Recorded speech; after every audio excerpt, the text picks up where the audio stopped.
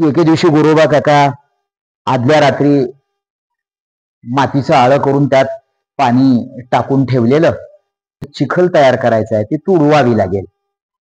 मातीची भांडी, रांजण, मडकी काय जे आहे ते तयार करण्यासाठी तो चिखल तुडवायचा म्हणून तिकडे जाण्याचं त्यांना आठवलं. तसं त्यांनी हातामध्ये चिपळ्या घेतल्या. काम करता करता सुद्धा नाम घेणे हा त्यांच्या मनातला भाव. आणि संतांनी कधी स्वतःचं काम सोडा असं म्हटलं नाही. तुम्हाला जे विहित कर्म म्हणून वाट्याला आलेलं काम आहे ते सुद्धा त्या विधात्यानं तुमच्या वाट्याला दिलंय, ते निष्ठेनं करा. त्यांनी हातामध्ये चिपळ्या घेतल्या, अंगणामध्ये गेले आणि त्या मातीमध्ये चिखल तुडवू ते लागले. चिखल तुडवणं सुरू झालं. असं म्हणतात त्यांच्या सौभाग्यवतीचं, त्यांच्या पत्नीचं नाव संताबाई.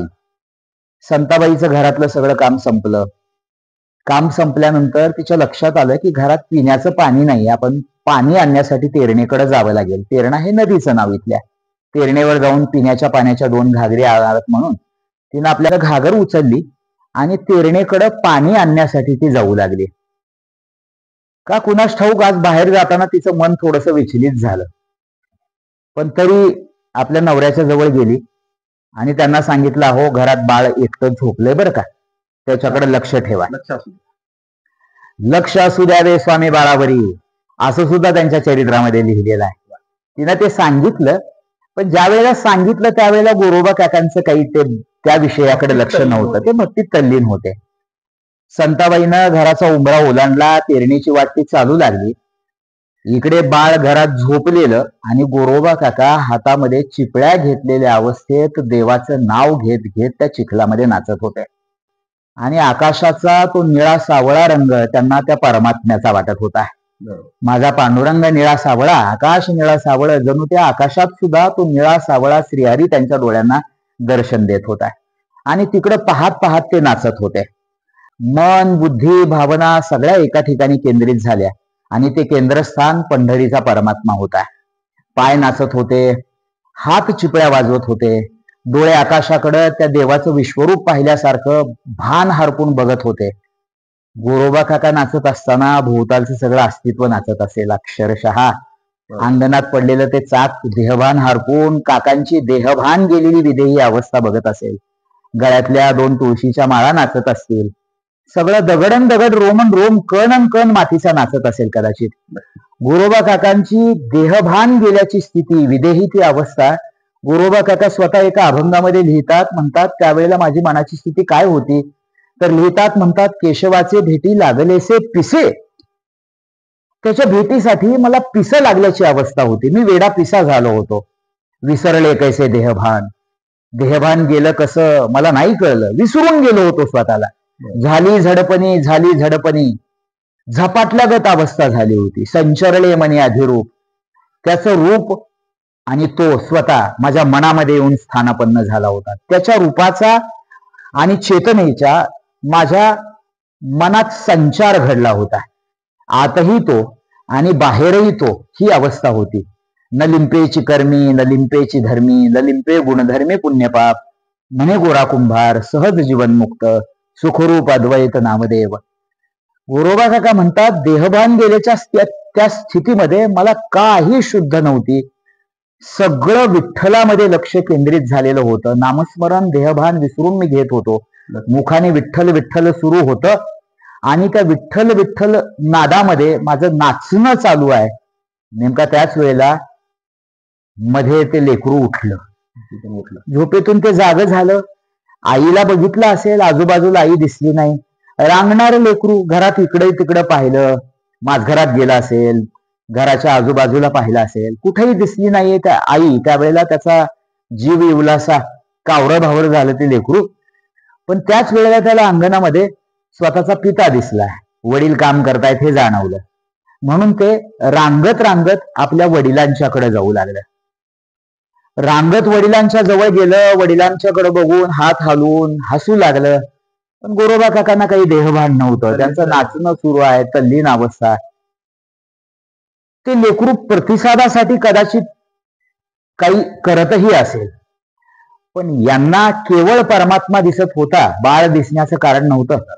आणि बाळाची अवस्था मग बापानं आपल्याकडे बघावं, त्यांचं लक्ष आपल्याकडे यावं म्हणूनच का असे ना, ते त्यांच्या पायाला धरण्यासाठी असं चिखलामध्ये शिरलं. ते चिखलात गेलं आणि त्यांच्या पायाला धरण्याचा प्रयत्न करू लागलं, पण पाय मातीनं माखलेले, नाचत असलेले.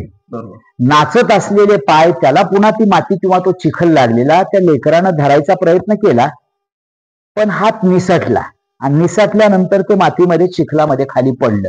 आणि ज्या वेळेला ते खाली पडलं ना, त्याच वेळेला गोरोबा काकांचा एक पाय त्याच्या अंगावरती पडला. ते बाळ चिखलामध्ये दाबलं गेलं असेल. गोरोबा काकांच्या मनाची अवस्था तर देवाचं नाव किती घेऊ आणि किती नको अशी झालेली. विठ्ठल नाम तसंच सुरू राहिलं, पाय तसेच नाचत राहिले, हात चिपळ्या वाजवत राहिले. विठ्ठलाचं देहबान आणि विठ्ठलाचं नाम एकरूप झाल्याच्या त्या स्थितीत त्यांचं नाचणं तसंच जे सुरू राहिलं, त्यात ते लेकरू खाली गतप्राण झालं. नाथ बाबा तर लिहितात, रक्त आणि मांस चिखलामध्ये मिसळले, ते एकरूप झाले. प्रसंग मोठा आहे, सगळा प्रसंग मी सांगत नाही, पण तेरणीचे घागर घेऊन संताबाई त्यांची पत्नी घरामध्ये आली, घागर टेकली, झोपलेल्या जागेवरती मूल दिसलं नाही. त्यावेळेला आई शेवटी, तिचंही मन थोडस जरा घाबरं झालं असेल, इकडं तिकडं पाहिलं आणि कुठंच दिसेना म्हटल्यावर मग आपल्या पतीकडे जाऊन त्यांना ती विचारायला लागली, अहो आपलं बाळ पाहिले का? ते गोरोबा काकांचं विठ्ठल विठ्ठल तसंच सुरू. तिने पुन्हा विचारलं, अहो बाळ बघितलं का? त्यांचं तसंच चालू होतं, विठ्ठल विठ्ठल.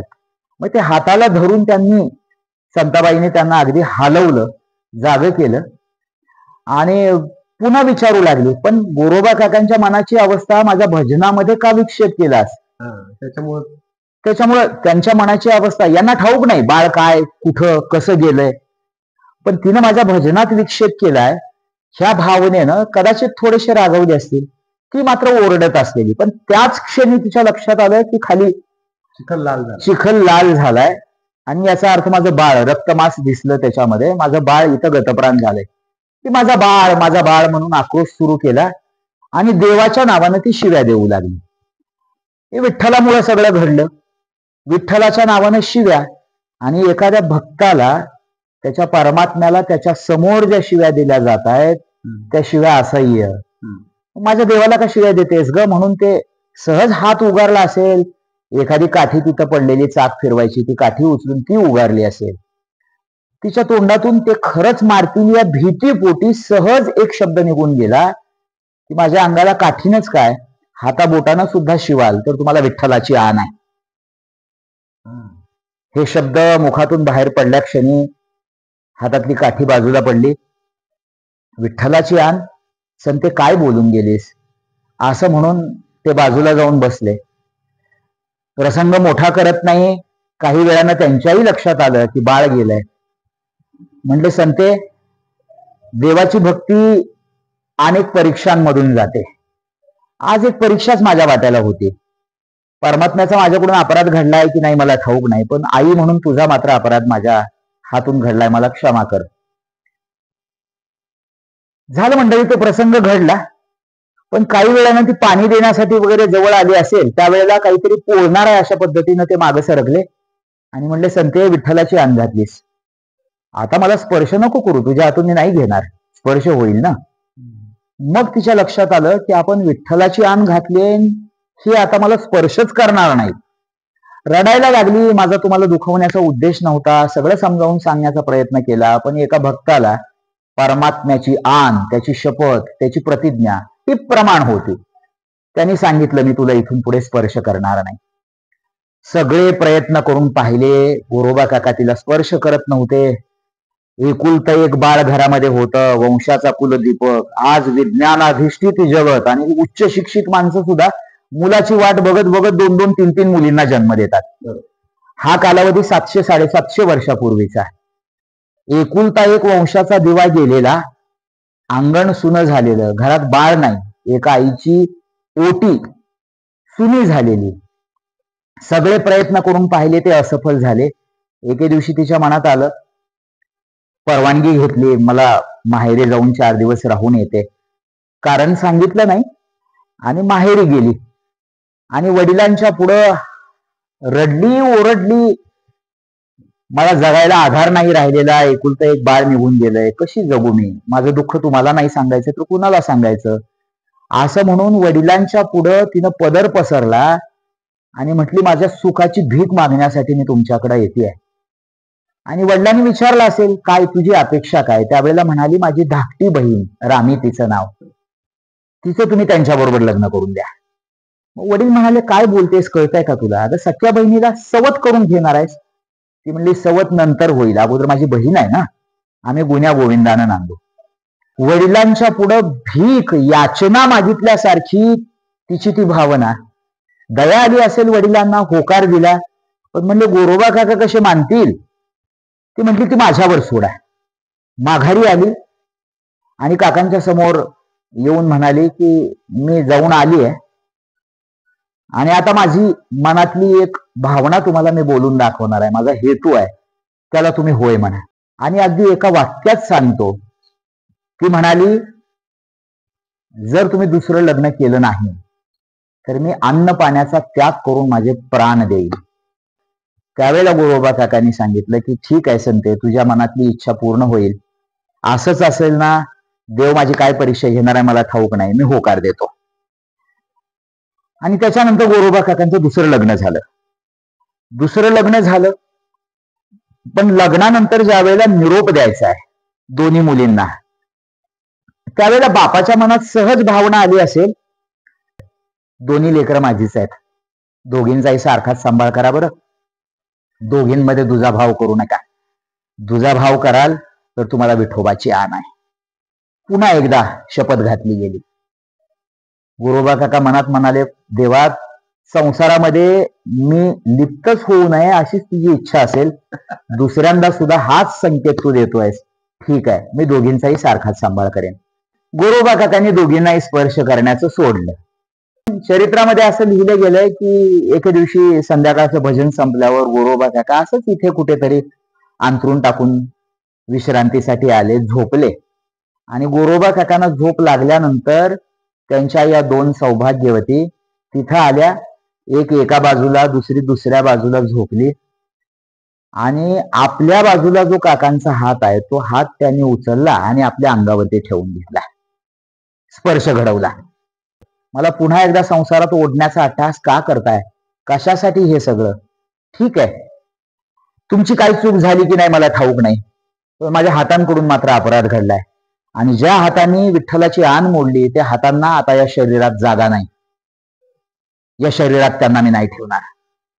आणि काय करू या चलबिचल अवस्थेत उठले, आजूबाजूला बघितलं, अचानकपणे घरातलं एक शस्त्र आठवलं असेल, ते शस्त्र त्यांनी घेतलं, समोर ठेवलं आणि आपले दोन्ही हात त्याच्यावरती त्यांनी मारले. हात तोडून घेतल्याचा उल्लेख चरित्रामध्ये येतो. हातच तोडून घेतले. विठ्ठलाची आण मोडली ना, खायचं काय असा प्रश्न निर्माण झाला. त्यावेळेला असं म्हटलं जातं की पंढरीचा परमात्मा कुंभाराच्या वेशेत, पंढरीचा परमात्मा कुंभाराच्या रूपात गोरोबा काकांच्या घरी आला. रखुमाईला कुंभारीन केलं, गरुडाला गाढव केलं असं संत एकनाथ महाराज लिहितात. आणि हे सगळे गोरोबा काकांच्या घरी आले. आमच्या इकडे दुष्काळ पडलाय, पोटाला खायला मिळत नाही अशी अवस्था आहे, तुमच्या इथं फक्त काम करण्यासाठी आम्ही राहतो, पोटापुरतं दिलं तरी आम्ही आनंदाने राहू, असं म्हणून गोरोबा काकांच्या घरी राहिले.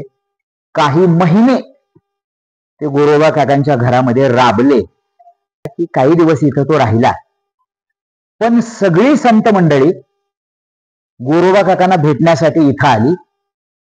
त्यावेळेला देवाच्या लक्षात आलं म्हणे की आता ही सगळी मंडळी आलेत म्हटल्यावर आपलं हे जे बिंग आहे ते आता फुटेल, म्हणून तो अंतर्धान पावला, गायब झाला. सगळी संत मंडळी आली त्यावेळेला तो गुप्त झालेला होता. त्यावेळेला ही विठ्ठल मूर्ती इथं प्रकट झाली असं म्हटलं जातं. म्हणजे ही स्थापित केलेली मूर्ती नाही, ही प्रकट झालेली मूर्ती आहे, ही स्वयंभू मूर्ती आहे. म्हणजे पंढरपुरातली मुख्य मंदिरातली भगवान विठ्ठलाची जी मूर्ती, जिला आपण स्वयंभू म्हणतो, तशी गोरोबा काकांच्या घरातली ही विठ्ठल मूर्ती सुद्धा स्वयंभू आहे.